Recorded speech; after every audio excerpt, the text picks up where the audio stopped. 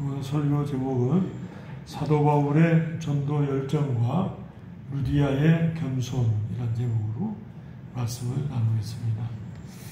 사도 바울이 성령의 인도로 유럽으로 이렇게 복음을 전파하기 위해서 드로아에서 배로 떠나 사모드라게로 직행하고 또 네아폴리로 가고 거기서 빌립보에 이르니 이는 마게도냐 지방의 첫 성이요 또 로마의 식민지라 이 성에서 수의를 위했다 이렇게 썼어요.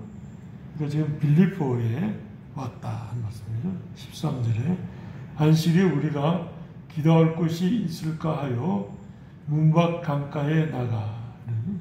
원래 이제 회당이라는 곳이 있었는데 회당이 없었어요. 이 빌립보에는. 회당이 없었다는 말은 뭐냐면 유대인이 적다는 거예요. 유대인이 10명만 있으면 회당을 만들 수가 있는데 회당이 없다는 것은 유대인들이 많이 살지 않았다. 그렇게 해석할 수 있겠고요. 또 한 가지는 10명이 있어도 물질을 내서 회당을 세우는 것이니까 가난하면 회당을 세울 수가 없었어요. 그래서 그렇게 두 가지 해석을 해요. 하나는 유대인이 적었다는 것이고 두 번째는 만약 유대인이 있었다고 해도 좀 가난했다. 그렇게 이제 말할 수 있겠어요. 그러다 보니까 기도할 만한 곳을 찾았는데 문밖 강가에 나갔다 하는 것이에요. 저희 제가 두 번인가 가봤는데 아주 나무가 울창하고 그 가운데로 아주 한 3m, 한 2m 되는 물이 흐르는데 아주 물살이 세요. 사람이 들어가 서면 탁 이렇게 휩쓸릴 만큼 한 가슴팩이쯤 오고 깊이가 물이 아주 센데 아주 맑아요. 물이 맑고 또 물이 아주 시원해요. 그러니까 거기 이제 사람들이 이제 많이 모이겠죠. 물이 있고 또 이제 몸도 씻을 수가 있고 또 이제 숲이 울창하니까 기도하기에 좋지 않겠나 생각이 됩니다. 바울이 안식일에 기도할 곳을 찾다가 문밖 강가에 나가 거기 앉아서 모인 여자들에게 전도했다 말씀이에요. 그 모인 여자들은 이제 하나님 말씀을 들으려고 모인 사람들이 아니고 거기 이제 시원하니까 발도 씻을 겸해서 모였단 말이에요. 지금은 이제 거기에 아마 저희 교회 정도 큰 건물이 아주 예쁘게 모자이크 해가지고 아주 멋있는 건물이 하나 들어섰더라고요. 첫 번째 갔을 때는 없었는데 두 번째 갔을 때 그 건물이 들어와 있는 걸 봤어요. 14절에 두아디라시에 있는 자색 옷감 장사로서 하나님을 섬기는 루디아. 이 자색 옷감은 자색 물감을 들인 비단 옷이에요. 명주. 비단 옷감 장사니까 사실은 아마 사업이 좀 큰 사업을 했던 것 같아요. 하나님을 섬기는 루디아 그랬는데 하나님을 믿고 섬기긴 하지만 이렇게 변화가 되는 은혜는 받지 못한 상태예요. 이거 이제 조심스럽게 말씀드리면 우리가 하나님의 은혜를 사모하는데 어느 시간에 하나님께서 은혜를 주셔서 자기가 자기를 생각해 볼 때도 신앙이 굉장히 좋아졌구나 이렇게 생각되는 어떤 시기가 있거든요. 그리고 이제 그런 시기에는 아직 이르지 못했다 그렇게 말할 수 있겠어요. 제가 이제 한 번은 어릴 때 청년 때 부흥 사경에 목사님이 오셔서 설교를 하시는데 제 옆에 앉은 청년은 온지 교회 다닌 지 얼마 안 돼요. 그런데 막 은혜를 받고 막 눈물을 흘리고 막 기뻐해요. 근데 제 마음에는 시큰둥해요. 은혜를 받지를 못하고. 근데 아주 또 무례하게도 그 강사님이 우리 집에 와서 식사하시는 날에 제가 그 친구는 은혜를 받는데 저는 은혜를 못 받았다고 그랬던 게 아주 용감하게, 사실 어리석은 것인데 얘기를 했더니 그 목사님이 아주 자세하게 장군은 하나님을 믿는 사람인데 그 컵에 물이 이렇게 똑똑똑똑똑 떨어져서 물이 차면 넘치는데 그 청년은 잔에 물이 막 넘치려고 하는데 한 봉우리 똑 떨어졌더니 탁 넘쳐버린 거고, 장군은 아직 물이 차질 않아서 통 하고 떨어진 거고, 은혜를 받긴 받았는데 넘치지 않은 것이지 은혜를 못 받은 건 아니라고, 하나님 은혜를 사모하라고 그렇게 설명을 해주시는데 이해가 잘 됐어요. 나중에 이제 알고 보니까 이제 이 친구는 은혜를 받으려고 한 10일 전부터 막 기도하면서 준비를 했더라고요. 근데 저는 아무 생각 없이 부흥회라고 그러니까 그냥 예배 참석했었거든요. 그러니까 은혜를 못 받았죠. 그러니까 사실 은혜를 받는다는 것은 감히 사모할 때 은혜 받는 거거든요. 그러니까 루디게아가 이 하나님이 마음을 열어서 사도 바울의 말을 들었다고 하는 것은 루디게아가 사도 바울이 와서 말씀을 전할 때 사모하는 마음으로 들었어요. 그 말씀을 아주 기쁘게 즐겁게 들었단 말이에요. 하나님께서 성령으로 그 마음을 열어주셔서 그 순간에 하나님의 큰 은혜를 받았단 말이에요. 박윤 목사님은 이 부문을 가지고 두 개의 설교를 했는데, 루디게아가 이 복음을 들을 때 그냥 듣는 것이 아니라 들으면서 자기의 그 죄를 버렸다. 버리고 하나님을 이제는 나 하나님 중심으로 살겠다. 그렇게 작정했다는 거예요. 은혜를 받을 때 그냥 받는 게 아니라 내 이제는 세상 물질에 매이지 않고 주님 중심의 삶을 살겠습니다. 이렇게 마음의 결심을 가진 신앙이라는 거예요.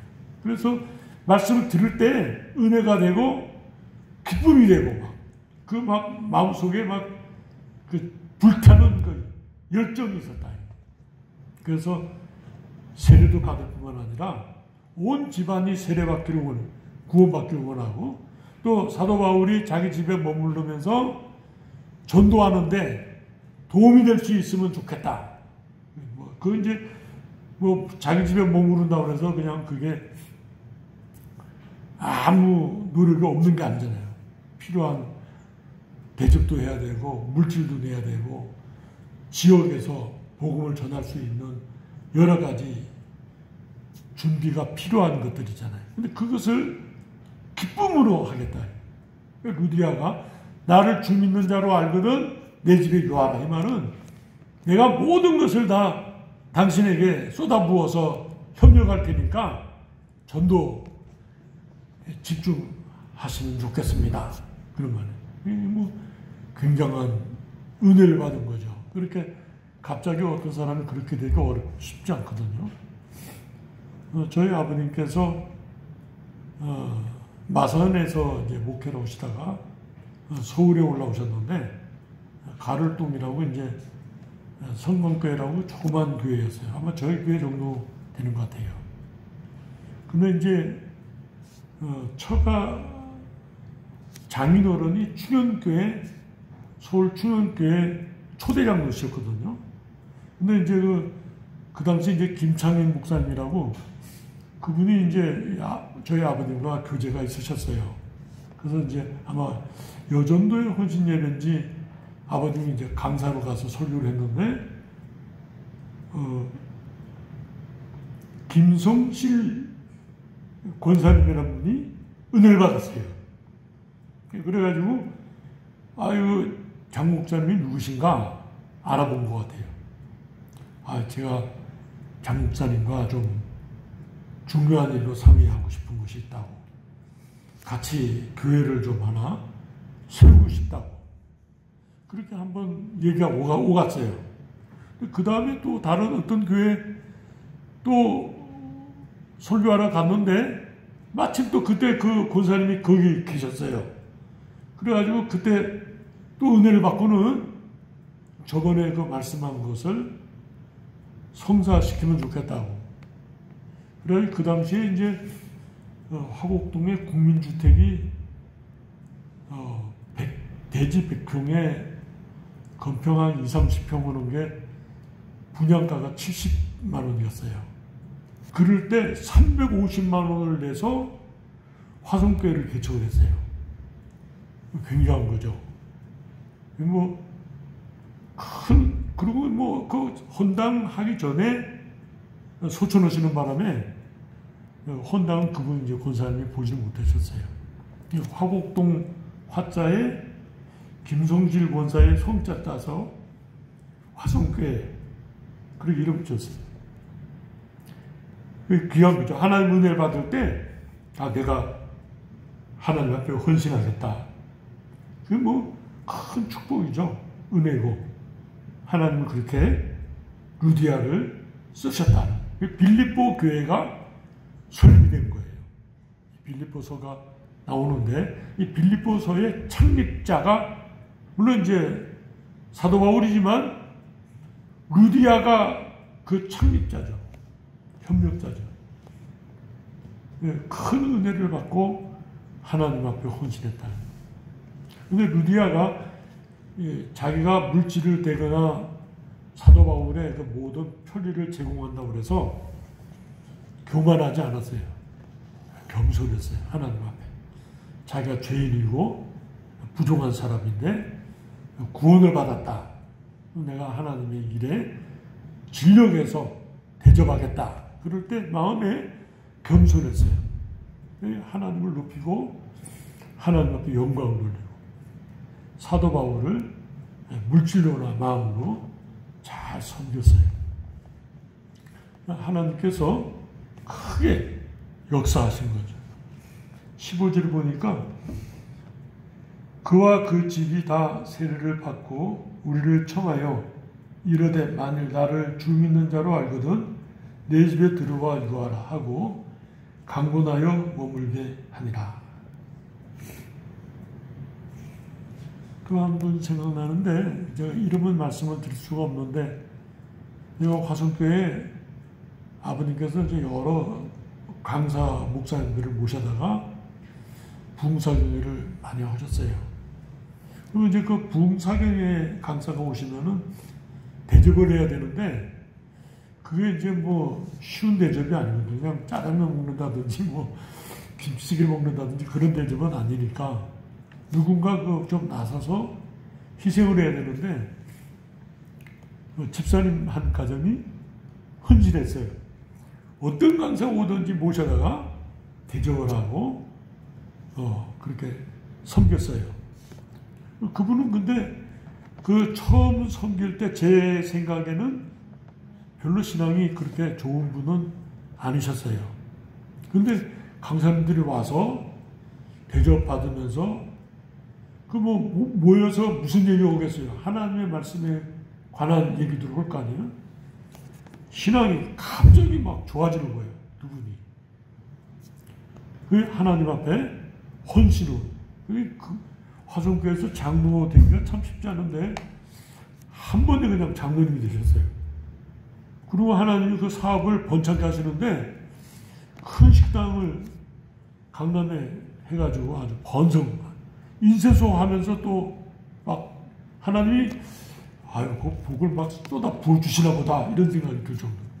그러니까 하나님 앞에 헌신하면서 복을 받는 것이 그냥 우리 성도들 눈에 보이는 거예요. 그게. 저 하나님 은혜를 주시는구나. 그 다음에 우리 집에 모시고 싶은데 당신 이제는 좀 양보를 하라고 이러고 이제 다른 가정에서도 모시고 그러는 걸 많이 봤어요.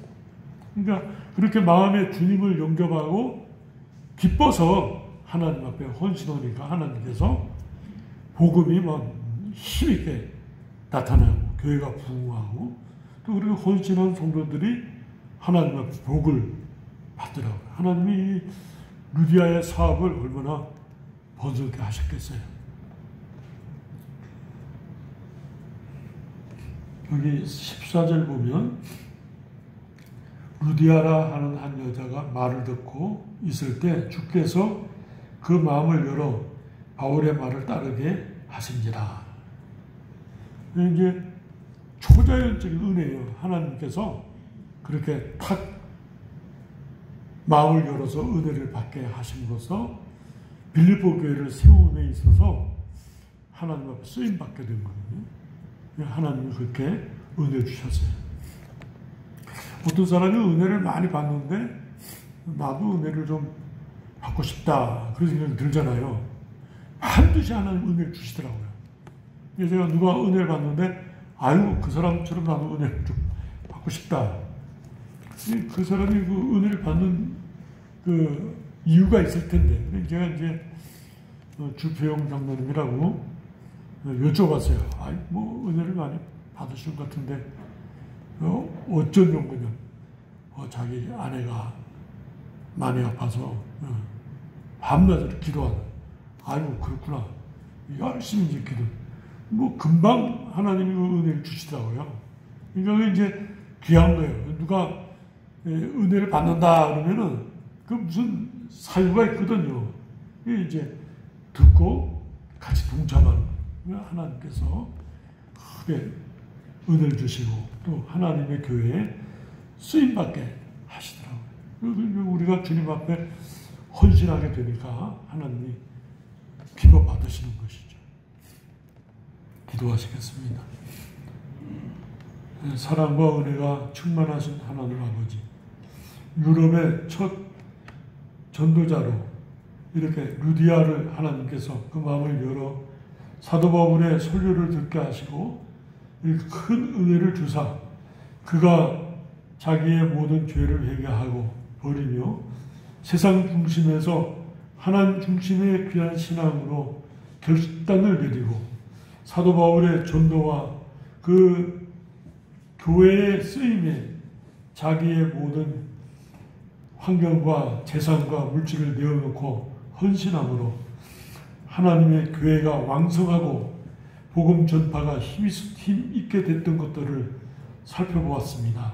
하나님 아버지, 저희들도 하나님 말씀을 들을 때 성령으로 저희들의 마음을 열어주사 은혜를 받게 하시고 우리의 삶이 하나님 중심의 삶, 하나님 제일주의의 신앙의 삶으로 변화되어 우리의 생애가 하나님 앞에 열심을 품으며 주님께 영광을 돌리는 귀한 믿음의 삶이 되도록 함께하여 주시옵소서. 특별히 코로나 감염으로 인하여 열심히 식어지는 이때에 우리의 믿음이 식어지지 않도록 붙잡아 주시고 하나님을 찾으며 기도하면서 하나님이 우리에게 주신 바 은혜를 잃어버리지 않도록 붙잡아 주시옵소서. 예수님의 이름으로 기도드리옵나이다. 아멘. 한 번 더 기도하시겠습니다. 황동순 권사님과 동일강 권사님 이렇게 몸이 연약하여서 주일 예배와 또 수요 예배 참석하지 못했습니다. 하나님 여정을 치료하여 주시고 깨끗게 하사 건강함으로 주님 앞에 나와 예배드릴 수 있도록 인도하여 주시옵소서. 예수님의 이름으로 기도드립니다.